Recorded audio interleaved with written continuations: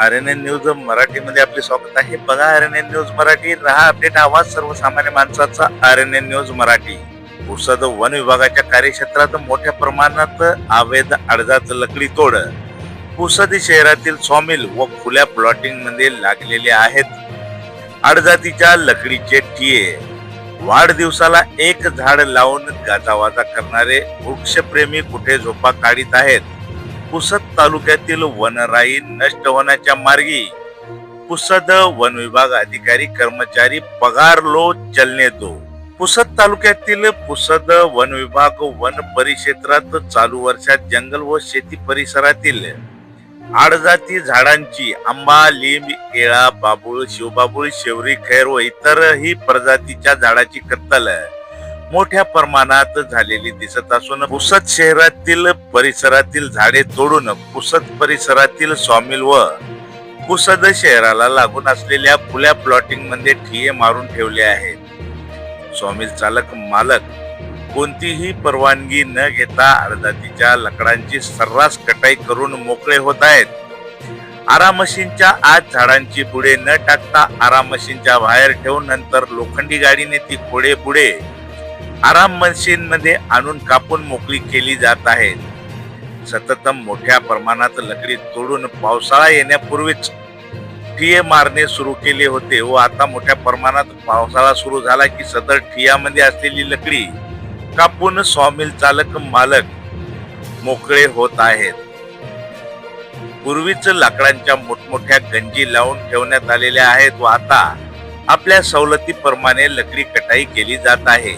मोठ्या प्रमाणात परिसरातील वृक्षांची लकडीची झाडे तोडून कटाई केल्यामुळे परिसरातील वनराई नष्ट होत चालली असून निसर्गासोबत छेडछाड केल्याचे गंभीर परिणाम येणाऱ्या पिढीला भोगावे लागतील.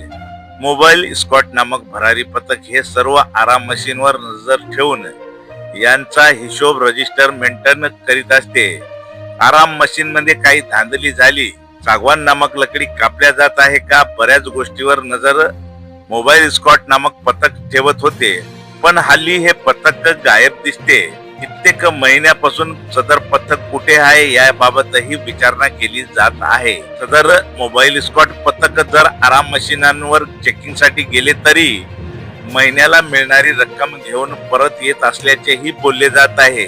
झाडांची होणारी अवैध कत्तल, सरकारी जंगलातून होणाऱ्या सागवान झाडांची तस्करी हे सर्व रोखण्यासाठी वन विभाग आहे. पण वन विभागाचं लकडी तोडणाऱ्यांसोबत सामील असून कोणतीही कारवाई वन विभागाकडून केली जात नाही.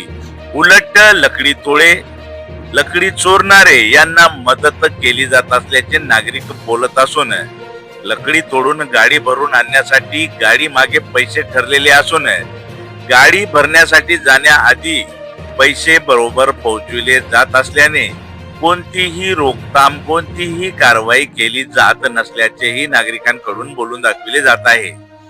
परिसरातील लकडीची मोठमोठी झाडे आता नष्ट झाली असून बारीक सारीक किंचितच झाडे उरली आहेत.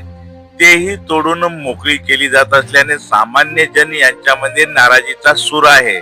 विशेष करून वाढदिवसाला एक झाड लावून गाजावाजा करणारे, फोटो सेशन करणारे वृक्षप्रेमी हे कुठे झोपा काढीत आहे असे डिंचवणारे प्रश्न जनसामान्य विचारत आहे. सदर झाडांची होणारी कत्तल, वृक्षतोड ही एक गंभीर बाब असून लवकरच वन विभागाने सदर प्रकरणी दखल घेऊन कारवाया करून परिसरामध्ये कुऱ्हाडी बंदचा आदेश लागू करावा अशीही मागणी सर्वसामान्य वृक्षप्रेमी व नागरिक करीत असून वन विभागाने लवकरात लवकर जर सदर प्रकरणावर लक्ष देत परिसरात होणारी लकडीची तोड, लकडीची चोरी, झाडांची कत्तल थांबली नाही, अन्यथा लोकशाही मार्गाने सर्वसामान्य नागरिकांना वन विभागाच्या कार्यालयासमोर आंदोलन केल्याशिवाय पर्याय राहणार नाही असे सर्वसामान्य वृक्षप्रेमींकडून बोलून दाखविले जात आहे.